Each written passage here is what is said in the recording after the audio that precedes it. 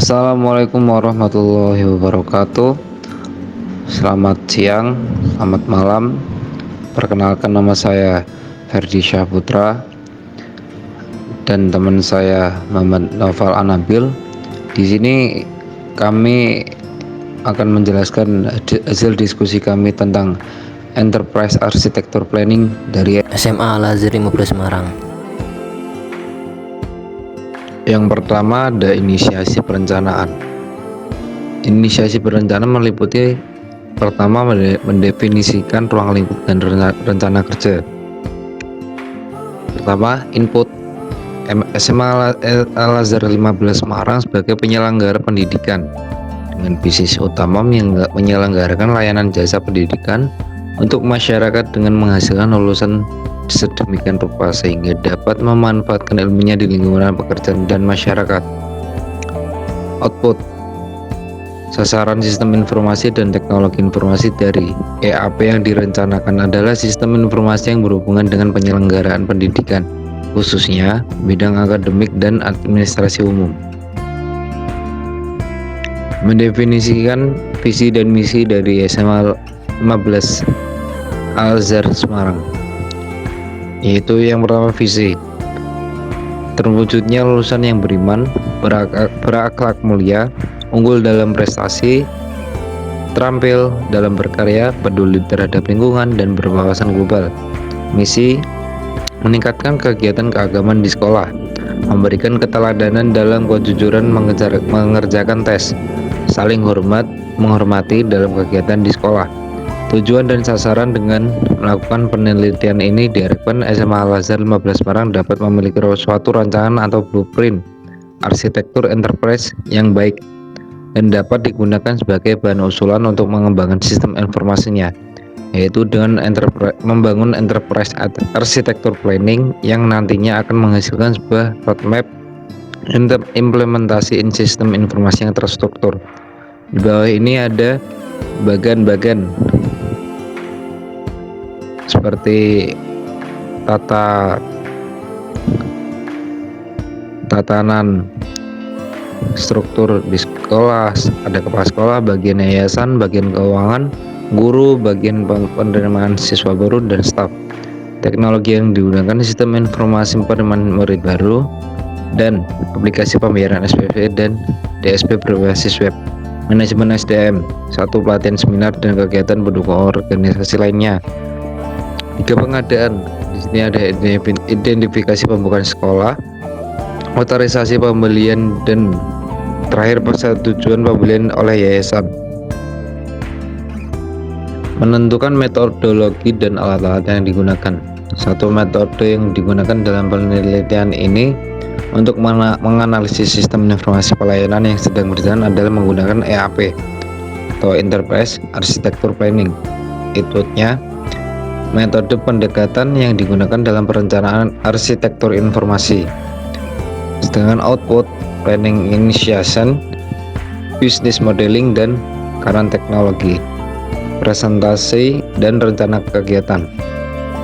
Yang pertama, model yang akan dibangun adalah model arsitektur enterprise dengan menggunakan metodologi enterprise arsitektur planning atau EAP. Model arsitektur yang akan dibangun meliputi 3 hal, yaitu model arsitektur data, model arsitektur aplikasi, model arsitektur teknologi. Yang kedua, ruang lingkup pembahasan dibatasi pada bidang-bidang inti perusahaan yang meliputi kegiatan operasional SMA. Yang ketiga, penelitian enterprise arsitektur planning berupa konsep perencanaan arsitektur data, aplikasi, dan teknologi sebagai cetak biru untuk mendukung kebutuhan pengembangan sistem informasi.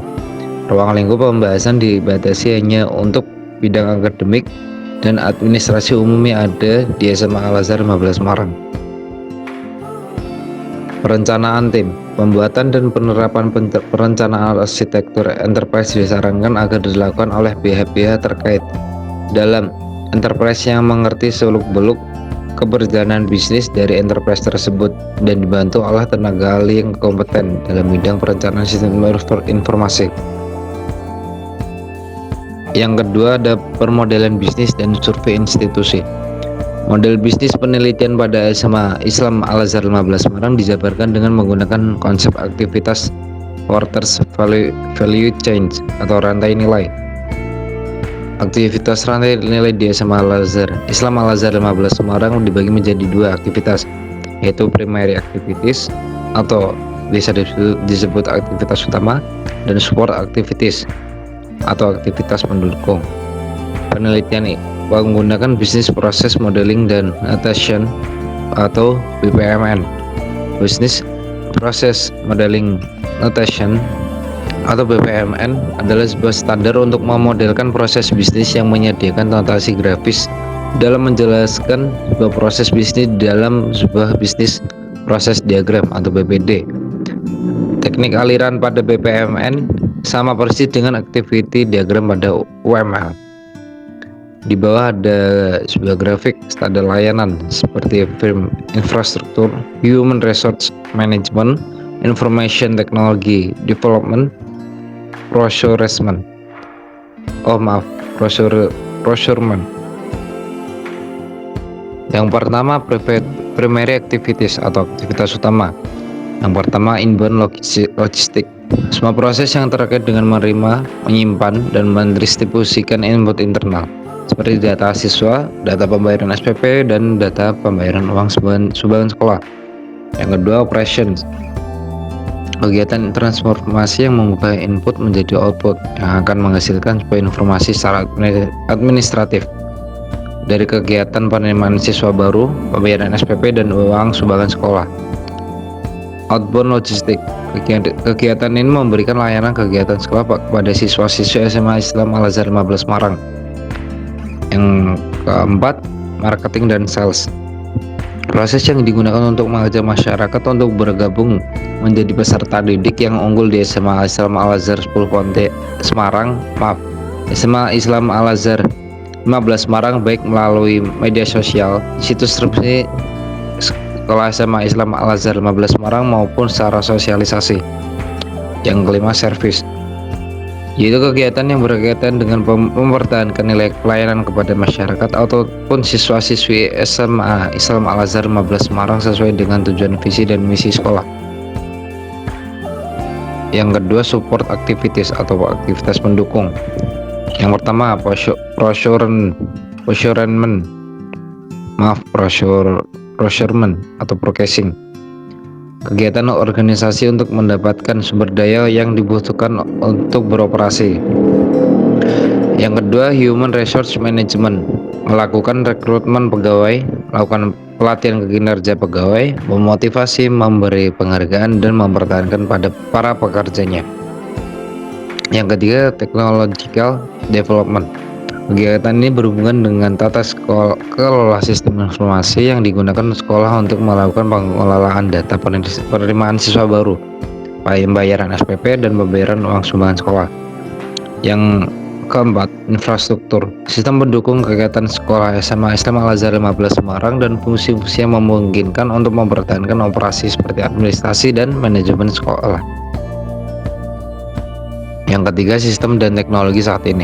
Selanjutnya pada tahapan ini akan diuraikan tentang platform teknologi yang akan dibutuhkan untuk penggunaan aplikasi untuk mendukung pengolahan data dan fungsi bisnis. Yaitu yang pertama, ada personal computer atau PC. Di sini ada usulan untuk PC perlu dilakukan upgrade spesifikasi PC. Target arsitektur TI atau teknologi informasi yang di masa depan, yaitu setiap unit yang berhubungan dengan pelaksanaan kegiatan yang ada pada sistem informasi mempunyai PC masing-masing. Yang kedua, printer. Usulan. Di sini ada usulan perlu dilakukan penambahan dan penyesuaian terhadap masing-masing kebutuhan cetak.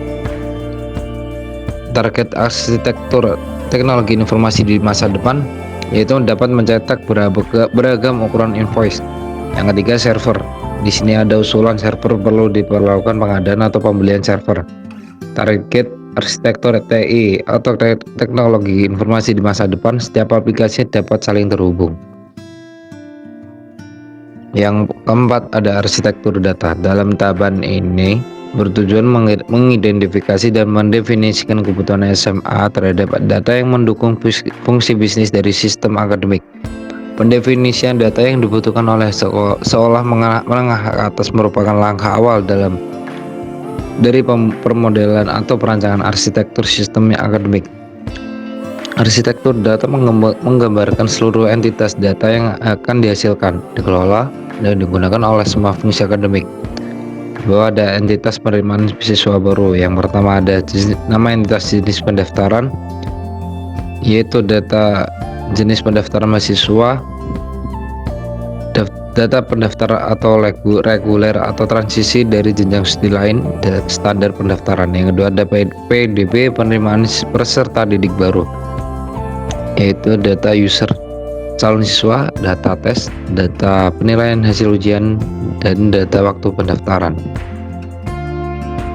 Entitas pelepasan akademik. Yang pertama ada wisuda, data wisudawan yang telah dilakukan sekolah. Yang kedua alumni, data pendaftaran wisuda, rekap wisuda, ijazah, IPK akhir siswa, judul tugas akhir siswa. Yang ketiga keluar, data siswa yang sudah dikeluarkan oleh sekolah, baik mengundurkan diri ataupun dikeluarkan drop out. Selanjutnya di sini ada entitas pengelolaan kegiatan akademik. Yang pertama ada guru. Di sini data yang diambil data guru yang terdaftar di sekolah. Yang kedua siswa, yaitu data yang diambil data siswa yang terdaftar di sekolah. Ketiga mata pelajaran yang terdaftar di sekolah. Keempat kurikulum, data kurikulum yang terdaftar di sekolah. 5 penugasan guru, data apa yang guru tersebut tugaskan per tahun. Yang keenam semester, data jenis semester ganjil genap antara. Yang ketujuh KKN atau nilai, KKN nilai, data KKM nilai KKM, data tabel KKM nilai. Yang ke-8 tahun akademik, data tahun akademik, konfigurasi tanggal mulai, akhir PPDB, tanggal mulai dan akhir semester. Yang ke-9 jadwal ujian yang dibuat oleh sekolah. Yang ke-10 kehadiran, data absensi mahasiswa dan dosen serta kalender absensi. Berikut adalah diagram RD atau RD pendaftaran siswa baru. Di sini ada absensi, pegawai, jadwal, nilai siswa dengan atributnya masing-masing, mata pelajaran, kelas, jurusan, data pendaftaran, user, daftar ulang dengan atributnya masing-masing. Selanjutnya ada diagram ERD atau ERD pengelolaan kegiatan akademik seperti nilai, atributnya ada kode kelas, nomor induk siswa, kode pelajaran, tanggal semester harian, pengamatan, tugas ulangan. Ada juga absensi siswa kontrol, absensi UI, siswa UI, guru, mata pelajaran, dan sebagainya dengan masing-masing atributnya. Di sini ada diagram atau ERD pelepasan kegiatan akademik. Ada data alumni, data kampus, data wisudawan, data sekolah, data agenda, data berita, dan data jurusan masing-masing. Dokumen arsitektur data. Di sini ada sebuah diagram menjelaskan sistem akademik SMA Islam Al-Azhar 15 Semarang. Yang kondisi infrastruktur yang diharapkan: A. Jaringan terintegrasi antara satu sekolah dengan sekolah yang lain yang di bawah yayasan sehingga semua informasi dapat dengan cepat didapat oleh yayasan. B. Semua kegiatan sekolah baik dari kegiatan akademik ke keuangan kurang terkontrol dengan cepat oleh yayasan. C. Setiap pengelolaan teknologi informasi atau aplikasi sekolah dikelola secara terpusat. 5. Arsitektur aplikasi. Arsitektur aplikasi bertujuan untuk menentukan jenis aplikasi yang dibutuhkan untuk mengelola data guna mendukung fungsi bisnis SMA Al-Azhar 15 Semarang. Aplikasi yang dibangun juga dapat menyediakan informasi yang dibutuhkan dalam menjalankan aplikasi tersebut. Analisis dampak. 1. Memungkinkan terjadinya duplikasi sistem informasi. Yang kedua, antara sistem tidak saling terintegrasi. Yang ketiga, pembiayaan kegiatan pemeliharaan menjadi kurang efisien. Dokumen arsitektur aplikasi. Yang pertama, Ada fungsi bisnis pendataan kurikulum dan peraturan pendidikan. Kandidat aplikasinya pengelolaan kurikulum. Yang kedua ada pengelolaan kalender akademik. Aplikasinya aplikasi pengelolaan kalender akademik. Yang ketiga penyusunan rencana strategi pendidikan. Aplikasinya yaitu aplikasi penyusunan rencana strategi pendidikan. Yang keempat pengelolaan data dan informasi yang dibutuhkan oleh bagian atau staf. Aplikasinya aplikasi pengelolaan data dan informasi yang dibutuhkan oleh bagian atau staf. Yang kelima pengelolaan data sekolah. Aplikasi pengelolaan data sekolah. Yang keenam pengelolaan promosi dan publikasi sekolah. Aplikasi pengelolaan web. Yang ketujuh pengelolaan data dan peserta didik sekolah. Di sini aplikasinya aplikasi pengelolaan akademik. Yang ke-8 pengelolaan data kepegawaian. Aplikasinya yaitu aplikasi pengelolaan data kepegawaian. Yang keenam ada arsitektur teknologi. Perancangan arsitektur teknologi bertujuan untuk mendefinisikan teknologi apa yang dibutuhkan guna menunjang pengembangan sebuah sistem untuk menjalankan sebuah aplikasi, dan juga pengelolaan data. Juga menggambarkan platform teknologi dapat menggabungkan software, hardware, dan komunikasi di antaranya hal yang pertama dilakukan adalah menentukan prinsip atau requirement atau target, kemudian dibuat GAP analisis arsitektur teknologi. Berikut GAP analisis arsitektur teknologi pada SMA Islam Al-Azhar 15 Semarang. Yang pertama arsitektur. Saat ini ada PC usulan, perlukan upgrade spesifikasi PC. Setiap unit yang berhubungan dengan pelaksanaan kegiatan yang ada pada sistem informasi mempunyai PC masing-masing. Yang kedua printer, perlu dilakukan penambahan dan penyesuaian terhadap masing-masing kebutuhan cetak, dapat mencetak beragam ukuran invoice. Yang ketiga server, perlu dilakukan pengadaan atau pembelian server. Setiap aplikasi dapat saling terhubung. Dokumen arsitektur teknologi, platform teknologi, yaitu komunikasi. Di sini definisi dari komunikasi yaitu komunikasi antar komputer dengan basis standar protokol TCP/IP. Protokol adalah sebuah aturan atau standar yang mengatur atau mengizinkan terjadinya hubungan komunikasi dan perpindahan data antara dua atau lebih titik komputer.